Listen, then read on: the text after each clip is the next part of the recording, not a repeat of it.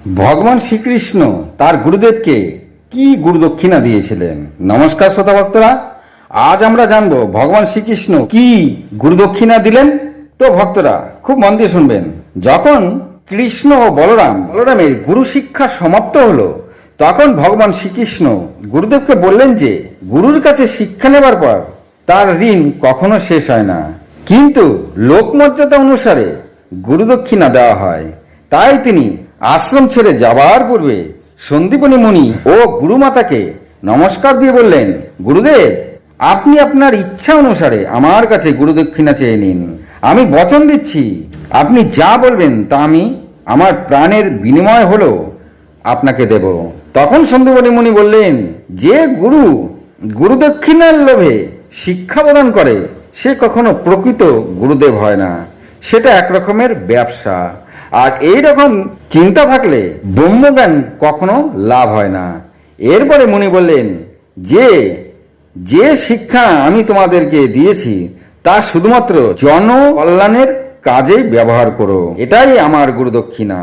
আর এই যে সব অস্ত্রবিদ্যা আমি তোমাদের দিয়েছি তার প্রয়োগ কখনো অন্যায় কাজের জন্য ব্যবহার করো না। আর যদি তুমি প্রয়োগ করতেই চাও তবে শুধুমাত্র দুঃখী ও অন্যায়কারীর বিরুদ্ধেই করবে। সেই অনুসারে ভগবান শ্রীকৃষ্ণ সন্দীপনী মুনিকে বললেন, বচন দিলেন যে যতক্ষণ শরীরে প্রাণ থাকবে ততক্ষণ আমি আপনার আজ্ঞা পালন করব।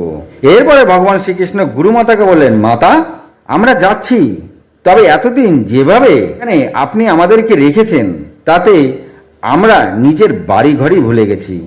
এত স্নেহ পেয়েছি আপনার কাছে, যাবার আগে যদি আপনার কোনো ইচ্ছা থাকে আমাকে বলুন। আমি বচন দিচ্ছি আপনার ইচ্ছা আমি পূর্ণ করে তবেই গৃহে ফিরব আর নিজেকে ভাগ্যবান বলে মনে করব। তখন গুরুমাতা কেঁদে দিলেন। তিনি বললেন, আমার ইচ্ছা তুমি পূর্ণ করতে পারবে না। তখন ভগবান শ্রীকৃষ্ণ বললেন, এমন কোনো ইচ্ছা নাই যে আমি পূর্ণ করতে পারবো না, আপনি আদেশ করুন মাতা। তখন গুরুমাতা বললেন, আমার ইচ্ছা, আমার একটি পুত্র ছিল যে যৌবনে পা দিতেই মারা গেছে, নাম তার পুনর্দত্ত। তুমি কি তাকে আমার কাছে আবার ফিরিয়ে আনতে পারবে? তখন ভগবান বললেন, কি করে তার মৃত্যু হলো? তখন গুরুমাতা বললেন, সে সমুদ্রে ডুবে মারা গেছে। শ্রীকৃষ্ণ বললেন, কেমন করে? তখন গুরুমাতা বললেন, সে প্রভাস ক্ষেত্রে স্নান করতে গেছিলেন, তখনই সে সমুদ্রে ডুবে যায়। এ কথা বলে গুরুদেব ও গুরুমাতা কান্নায় ভেঙে পড়লেন। তারপরে বললেন, আমি তোমায় বচন থেকে মুক্তি দিলাম, যা হয় না তার জন্য বচন বৃথা। তখন শ্রীকৃষ্ণ বললেন, আমি বচন দিয়েছি, আজ প্রতিজ্ঞাও করলাম, আপনার পুত্রকে আমি ফিরিয়ে আনবই, সে যেখানেই থাক, আর এটাই হবে আমার গুরুদক্ষিণা। এরপরে ভগবান শ্রীকৃষ্ণ সেখান থেকে সোজা সমুদ্রদেবের কাছে এসে উপস্থিত হন। তিনি তাকে আহ্বান করে তাকে তার গুরুর সমস্ত কথা খুলে বললেন।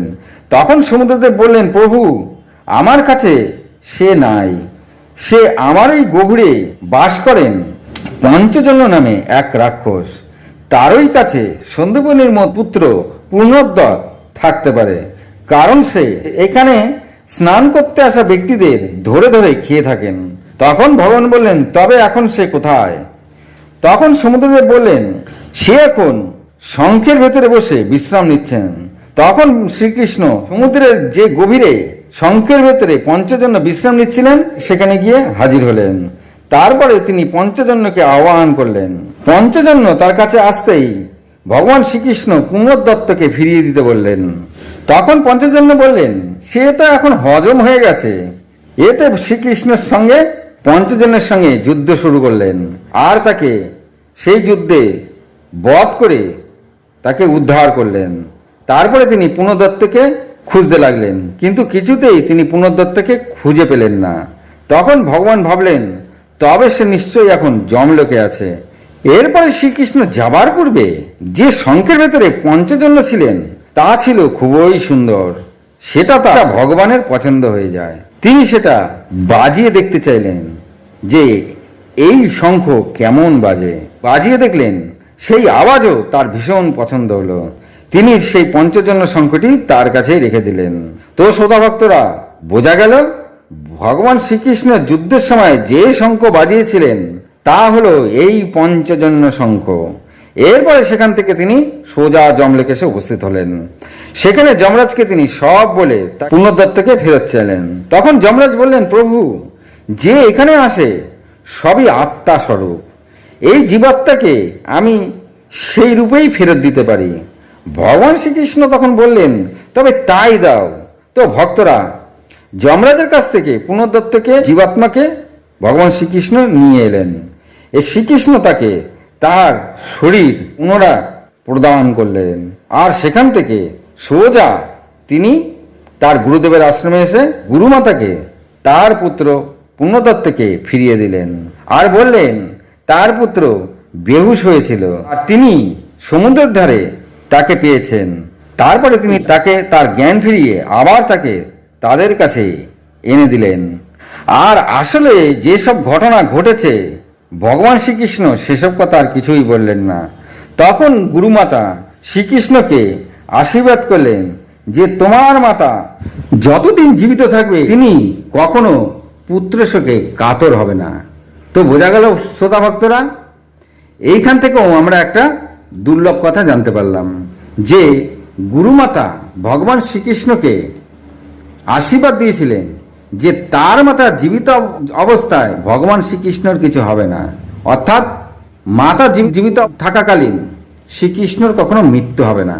এই কথা, এই আশীর্বাদটি গুরুমাতা ভগবান শ্রীকৃষ্ণকে দিয়েছিলেন। এরপরে সেই গুরুদক্ষিণা দেওয়ার পরে গুরুমাতা আর গুরুদেব শ্রীকৃষ্ণকে অনেক আশীর্বাদ করলেন।